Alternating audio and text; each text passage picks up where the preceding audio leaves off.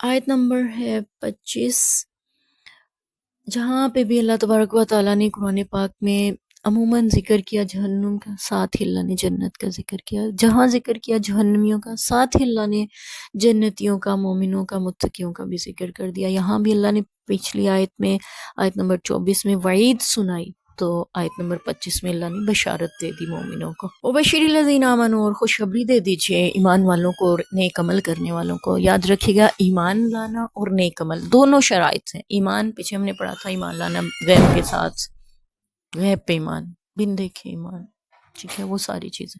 تو یہاں پہ ہے ایمان لانا، یعنی اللہ وحدہ لا شریک پہ ایمان لانا، قیامت پہ، فرشتوں پہ، مرنے کے بعد جھوٹنے پہ، اچھی بری تقدیر کے اللہ کی طرف سے ہونے پہ، پیغمبروں پہ ایمان لانا، کتابوں پہ ایمان لانا، یہ سارے ایمان کا حصہ ہے.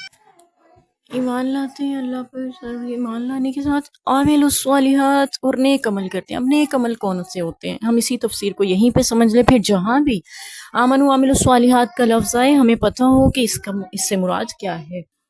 ہم تو بہت سے کاموں کو نیک سمجھ کے کرتے ہیں. ہم تیار 40 سال ساتھ تاپ کسی کی فوتگی پہ اور پتہ نہیں کیا کیا کچھ ہم نیک کام سمجھ کے کر رہے ہوتے ہیں.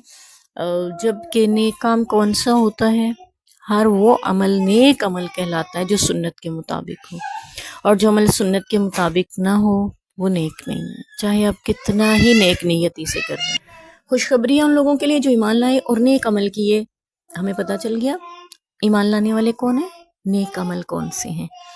اور خوشخبری کیا ہے کہ ان کے لیے جنت ہے، بہشتیں ہیں، باغات ہیں جن کے نیچے سے نہریں بہتی. جب کبھی انہیں رزق دیا جائے گا پھلوں سے رزق، تو وہ کہیں گے یہ وہی رزق ہے جو ہمیں اس سے پہلے دیا گیا تھا، اس سے ملتا جلتا. یعنی جنت میں پھل، میوے، رزق ہر طرح کے ہوں گے، اور پھلوں سے رزق دیا جائے گا.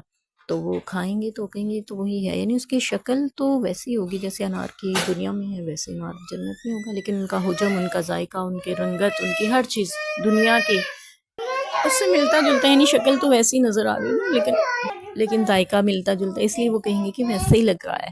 تو وَلَهُمْ فِيهَا أَزْوَاجٌ مُطَهَّرَةٌ، ان کے لیے وہاں پاکیزہ بیوی ہوں گے. پاکیزہ سے مراد یہ ہے کہ جیسے دنیا میں خواتین کو بول و براز ہے، حیض، نفاس ہے، بیت الخلاء کی حاجات اور قضاء حاجات وغیرہ، یہ ساری جو علائشیں انسان کے ساتھ لگی ہیں، جنتی خواتین حوریں جو ہیں وہ اس سے پاکیزہ ہوں گی اور وہ اس میں ہمیشہ رہیں گی.